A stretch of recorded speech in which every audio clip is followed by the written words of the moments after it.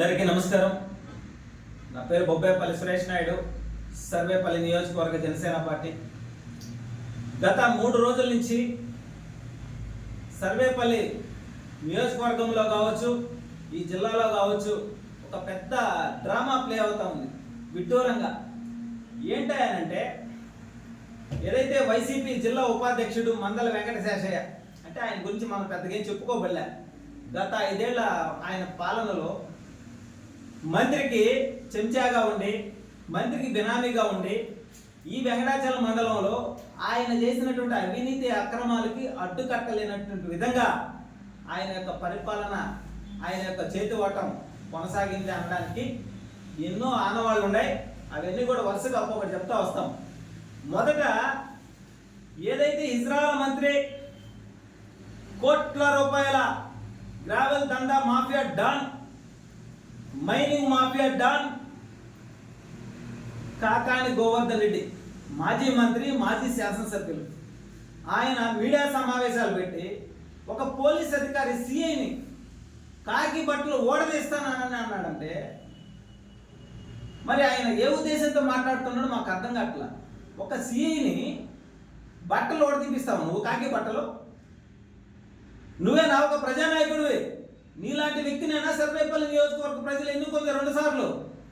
అందుకే డిపాజిట్లు కూడా లేకుండా ఓడించారు. నీ యొక్క నియంత పాలన కొనసాగింది కాబట్టే.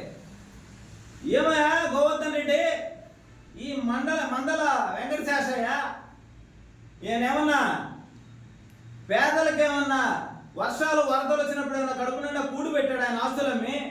లేదంటే ఎవరయ్యా మమ్మల్ని కాపాడని అని చెప్పేసి ఎవరన్నా రక్షించాడా?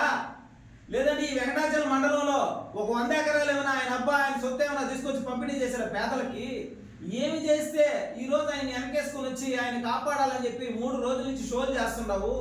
ప్రభుత్వ అధికారులని, పోలీసు అధికారులని నీ ఇష్టానుసారంగా నోరుందని చెప్పి విచ్చలవిడిగా మాట్లాడుతూ ఉండవు. అంటే నీ యొక్క భాగోతం బయటపడుతుందని చెప్పా, లేదంటే ముందు నన్ను వేయలేదే ఇతను వేసారని చెప్పా? నీ ఆలోచన ఏంది? ఒక సిఐని కావచ్చు, ఒక ఆర్ఐని కావచ్చు,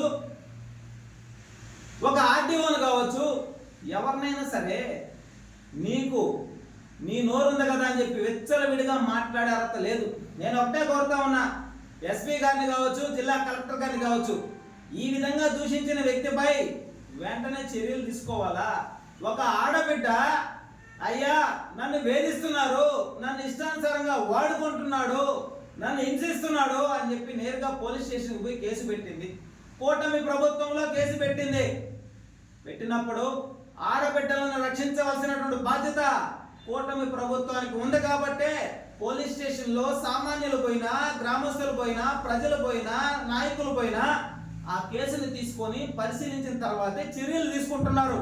గోవర్ధన్ రెడ్డి, నీకే చెప్పేది, నీలాగా 5 సంవత్సరాల పాటు 5 పోలీస్ స్టేషన్లు నీ చేతిలో పెట్టుకొని, మండల కార్యాలయాన్ని నీ చేతిలో పెట్టుకొని, నీ ఇష్టానుసారంగా తప్పుడు కేసులు పెట్టి బెదిరించి అదిరించి ఆడవాళ్ళని, అమాయకులని కేసుల్లో బంధించి ఇరికిచ్చి తప్పుడు కేసులు పెట్టి చరిత్రహీనుడు నువ్వు కూడా సిగ్గు లేకుండా ఒక అవినీతి పరుడు నీ చెంచాన్ని వెనకేసుకొని వచ్చి ఈరోజు అన్యాయంగా వైసీపీ నాయకుల మీద, వైసీపీ కార్యకర్తల మీద అన్యాయంగా అక్రమ కేసులు ఏడబెడుతున్నారు.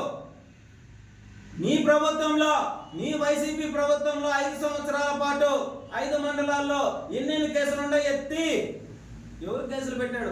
నీ కార్యకర్త, నీ బుల్లి కార్యకర్త పోయి కూడా కాలు మీద కాలేసుకొని 5 సంవత్సరాల పాటు అన్యాయంగా అక్రమంగా సెక్షన్లు పెట్టి కేసులు పెట్టించినటువంటి చరిత్ర అనేది. చరిత్రహీనుడు నువ్వు కూడా మాట్లాడుతున్నావా మీడియా సమావేశాలు పెట్టి? మేము ఒకటే కోరుతా ఉన్నాం, గోవర్ధన్ రెడ్డి, వైసీపీ పార్టీ భూస్థాపితం అయిపోయింది. నువ్వు కలలు కంటున్నావేమో, మేము వస్తే గుడ్డలోడు తీపిస్తాం, మేము వస్తే కక్ష సాధిస్తాం. ఏమి సాధిస్తావు బొచ్చు?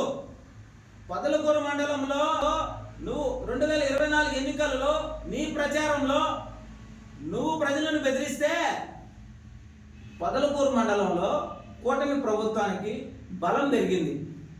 ఆ రోజే ప్రజలందరూ కూడా ఇతనేందయ్యా, ఇతను బెదిరిస్తున్నాడు, ప్రభుత్వ అధికారులు బెదిరించాడు, పోలీస్ స్టేషన్లు ఆధీనంలో పెట్టుకున్నాడు, ప్రజలను బెదిరిస్తున్నాడు, ఇటువంటి వ్యక్తిని మళ్ళీ దాన్ని గెలిపిస్తే ఈ సర్వేపల్లి నియోజకవర్గం సర్వనాశనం అయిపోద్దని చెప్పి నియోజకవర్గ ప్రజలందరూ కూడా కూటమి ప్రభుత్వాన్ని గెలిపించారు. నువ్వు మాట్లాడే మాట తీరు ప్రజలందరూ కూడా గమనిస్తూ ఉన్నారు. నువ్వు చేసే ప్రవర్తన ప్రజలందరూ కూడా గమనిస్తున్నారు. కాబట్టే మీ వైసీపీ పార్టీలో మళ్ళీ దరిద్రం పట్టినట్టుగా నేను జిల్లా అధ్యక్షుడిని చేశారు. సర్వేపల్లి నియోజకవర్గంలోనే నువ్వు ఎక్కువ, మళ్ళీ జిల్లాలో ఏం ఉద్ధరిస్తావని. ఈరోజు ఈ మందల వెంకటశేషయ్య అనే ఆయన ఇదే వెంకటాచల మండలంలో పేదల భూములు ఆక్రమించాడు. కోట్ల రూపాయలు విలువ చేసే గ్రావెల్ దందా జరిగింది. జగనన్న పేదలకు ఇచ్చి ఇళ్ల స్థలాల్లో అవినీతి జరిగింది. ఆ రోజు కూడా నేను చెప్పా, జగనన్న లేఅవుట్లలో అవినీతి చేస్తున్నారని చెప్పి. నేనే మొదట అడిగేసి గల వినిపించే ఇదే వెంకటాచల మండలంలో గోవర్ధన్ రెడ్డి ఆయన ఏమి స్వతంత్ర సమరయోధుడు కాదు. బీసీ హక్కుల కోసం ఆమెను నిరాహార దీక్ష చేశాడు ఆ వెంకటశేషయ్య. నువ్వు మాట్లాడుతున్నావు బీసీ నాయకుడు అంటే బీసీలు రెచ్చగొట్టడానిక, కులాలను రెచ్చగొట్టడానికి నువ్వు ఉండేది. ఆయన ఏమైనా బీసీల కోసం ఏమైనా పోరాటం చేశాడా, పాదయాత్రలు చేశాడా, రైతుల కోసం ఏమైనా ఆయన పాదయాత్ర చేశాడా, చెరువులకు నీళ్లు రాలేదేమైనా ఆయన ఏమైనా ఉద్యమాలు చేశాడట బోడే. ఒక విలేకరిగా అతని జీవితాన్ని కొనసాగించి ఆయన చేసినటువంటి అవినీతి అక్రమాలకు అడ్డు లేకుండా ఆయన యొక్క ప్రతాపాన్ని కొనసాగించి ఆయన నీచ రాజకీయాలను మొదలుపెట్టి అమాయకులను బలి చేసి ఎవరైనా పని కావాలని వస్తే మహిళలను హింసించి వాళ్ళని లొంగ తీసుకొని వాళ్ళ యొక్క డబ్బులు కాజేయడానికి ప్రయత్నం చేసిన వ్యక్తి కోసం నువ్వు పాకులాడుతున్నావంటే నీ యొక్క భాగవతం అంతా కూడా వెంకటశేషయ్య దగ్గర ఉంది. కాబట్టి కూటమి ప్రభుత్వంలో ఉన్నటువంటి సోమిరెడ్డి చంద్రమోహన్ రెడ్డి గారిని కావచ్చు, జిల్లా కలెక్టర్ని కావచ్చు, అదేవిధంగా ఎస్పీని కావచ్చు, నేను ఒకటే కోరుతా ఉన్నా, గోవర్ధన్ రెడ్డి భాగవతం వెంకటశేషయ్య కాడ ఉంది. కాబట్టి మొత్తం కూడా బయటికి తీయించేదానికి ఇదే అవకాశం. మీరు ఇతని చిట్టా మొత్తం బయటికి తీసి ఇతను కూడా లోపల పంపించాలా. ఇతను ఉంటే ప్రమాదం, ప్రభుత్వ అధికారులు కూడా ప్రమాదం. ఇతను బయట ఉంటే కాకాని గోవర్ధన్ రెడ్డి అనే వ్యక్తి బయట ఉంటే ఎంత ప్రమాదమో ఈ రోజు అధికారం లేకపోయినా కానీ ఆయన బెదిరిస్తున్నాడు అని అంటే దీన్ని బట్టి ఆలోచించండి. ఆయన యొక్క ముఖ కవళికలు చూస్తే మనకు అర్థం అవుతాయి. ఆయన యొక్క లోపల ఉన్నటువంటి విషయం అంతా కూడా బయటికి చెబుతా ఉన్నాడు. మేము అధికారంలోకి ఇంకెక్కడ అధికారంలోకి వచ్చేది? జగన్మోహన్ రెడ్డి తోక ముడుచుకుని కొనుక్కో ఉన్నాడు లోపల ప్యాలెస్ లో, బయటికి రాలేక. త్వరలోనే కాకాని గోవర్ధన్ రెడ్డి కూడా లోపలికి పోయేది ఖాయం. ఎందుకంటే ఆయన చేసిన అవినీతి అక్రమాలు ఆయనకు పోటీ పడి చేసినటువంటి వెంకటశేషయ్య. ఈయన మామూలుగానే వ్యవసాయ శాఖ మంత్రిగా 2.5 సంవత్సరం చేశాడు గోవర్ధన్ రెడ్డి.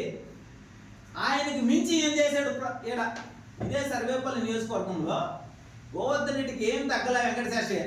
ఈయన చేసిన అవినీతి, ఈయన వల్ల ఎంతమంది ప్రాణాలు పొంగొట్టుకున్నారో కూడా, ఆత్మహత్యలు చేసుకున్నారో కూడా లిస్టు బయటికి తీయండి. అంటే నేను ఒకటే తెలియజేస్తా ఉన్నా, తప్పు జరిగింది, ఆ తప్పుని స్టేషన్కి వచ్చింది, పరిశీలించారు, అరెస్ట్ చేశారు, రిమాండ్కి పంపించారు. అది పోలీస్ అధికారులు తప్ప అంటే 5 ఏళ్ల పాలనలో నువ్వు ఇలాగే చేసావా? నువ్వు ఇలా చేయబట్టే కదా నీకు ఈరోజు అనుమానం. కూటమి ప్రభుత్వం అలా చేయదు. సామాన్యులైనా, మహిళలైనా, పేదలైనా, రైతులైనా ఎవరైనా సరే ఒక ప్రభుత్వ కార్యాలయానికి వెళితే వాళ్ళకి సమాధానం జరుగుతూ ఉంది. ఈరోజు వాళ్ళ పని జరుగుతూ ఉంది. ఈరోజు పోలీస్ స్టేషన్కి వెళ్తే ఒక కేసు తీసుకుంటున్నారు, తీసుకున్నప్పుడు వివరాలు అడుగుతున్నారు, అడిగి తెలుసుకుంటున్నారు. అటువంటిది ఒక సర్కిల్ ఇన్స్పెక్టర్ని పట్టుకొని కాకి బట్టలు ఓడదీసి పచ్చ చొక్కా వేసి పంపిస్తానంటావే. అంటే మీ 5 ఏళ్ల పాలనలో ఇప్పుడు మేము బ్లూ చొక్కాలు వేసి పంపించాలా? కాకాని గోవర్ధన్ రెడ్డి ఒక ఫోటోలు వేసి పంపించాలా? ఏం మాట్లాడుతున్నావు నువ్వు గోవర్ధన్ రెడ్డి? నీకు జ్ఞానం ఉందా? లేదంటే మతి చెల్లించిపోయిందా? మతి స్థిమితం లేకుండా పోయిందా? లేదంటే నువ్వు దోచుకున్నటువంటి అవినీతి అక్రమంగా దోచుకున్న కోట్ల రూపాయలని కూటమి ప్రభుత్వం బయటికి తీసది, నా బతుకేమవుద్ది రేపు పొద్దున అనే ఆలోచనతో ఉండావా? లేదంటే వెంకటశేషయ్య తర్వాత 2వ స్టెప్ నాదే, నా కొమ్మని నరికేశారు, ఈ మొదలను కూడా తీసేస్తారు, నన్ను కూడా జైలుకి పంపిస్తారు, నా భాగవతం బయటపడుతుంది, నా అవినీతి బయటపడుతుంది, నా ఆస్తి మొత్తం లాక్కుంటారు, నా అవినీతి అక్రమాలను బయటకు తీసి నన్ను ఎన్ని రోజులు జైల్లో ఉంచుతారు అనే క్వశ్చన్తో ఉండావేమో.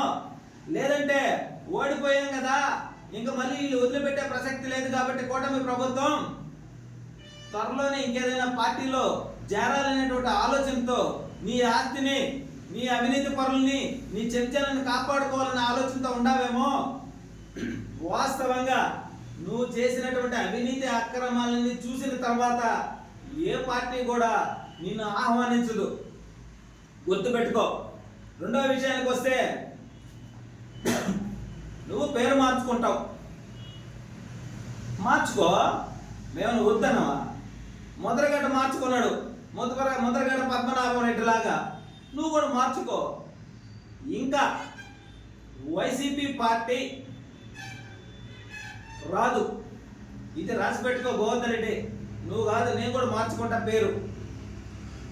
10 ఏళ్ల పాటు వైసీపీ పార్టీ అనేది మళ్ళీ ప్రజల్లోకి వచ్చి గెలుస్తామనే ఆలోచన లేదు. భూస్థాపితం అయిపోయినటువంటి పరిస్థితి. మా అధినేత జనసేనని పవన్ కళ్యాణ్ గారు చెప్పాడు ఆ రోజే, అతపాతాలని తొక్కని జగన్ అని. నేను ఆ రోజు చెప్పా, అతపాతాలని తొక్కబడతావు గోవర్ధన్ రెడ్డి అని. ఈరోజు నీ పరిస్థితి ఎలా ఉందో తెలుసా? సావుకి రేవుకు మధ్య కొట్టులాడతా, మేకపోతే గాంభీర్యాన్ని చూపించుకుంటా ప్రవర్తిస్తా ఉన్నావు. నీ వల్ల నువ్వు పెట్టిన తప్పుడు కేసుల్లో నేను ఒకడిని. నా మీద కూడా తప్పుడు కేసు పెట్టావు నువ్వు, మోటార్లు ఎత్తుకోపోయానని. మరి దొంగతనం చేయడంలో నీ అంత సిద్ధస్తుడు ఎవరు లేరు. కోర్టులోని డాక్యుమెంట్లే తీసేసినట్టు చరిత్ర కలిగినటువంటి వ్యక్తివే నువ్వు. నేను ఆ రోజు ఈ రోజు ఏ రోజైనా చెప్తున్నా, నీ అంత అవినీతి పరుడు ఈ 175 నియోజకవర్గాల్లో లేరు. జగనే అనుకుంటే జగన్ మించిపోయావు నువ్వు, నువ్వే అనుకుంటే నిన్ను మించిపోయాడు ఆ వెంకట శేషయ్య. కాబట్టి మీరు ఎవరు కూడా ప్రజల్లో ఉంటే ప్రమాదం. కాబట్టి మీరు ఉండాల్సింది జైల్లోనే. వరుసగా ఒక్కొక్కరిని కూడా పంపించబడుతుంది. మీ అవినీతి అక్రమాలకి చెక్కుబెట్టబడుతుంది. అదేవిధంగా ఏదైతే కేసు పెట్టినటువంటి ఆడబిడ్డకి జనసేన పార్టీ అండగా ఉంటుంది. ఆ పాపకి ఏమైనా ఇబ్బంది చేయాలని చూస్తే మాత్రం మిమ్మల్ని ఎవరిని కూడా వదిలిపెట్టే ప్రసక్తి ఉండదు. గోవర్ధన్ రెడ్డి నేరుగా చెప్తున్నా నీకే, నీ అనుచరులు కావచ్చు, నీ చర్చలు కావచ్చు, కేసు పెట్టిన ఆడబిడ్డకి ఏదైనా ఇబ్బంది జరిగితే మా అధినేత జనసేనని పవన్ కళ్యాణ్ గారి దృష్టికి తీసుకువెళ్ళి నిన్ను, నువ్వు చెప్పేది సీఎనని కాదు, నిన్ను గొట్టలో తీసి ఇదే రోడ్డు మీద కూర్చోబెడతా, గుర్తుపెట్టు.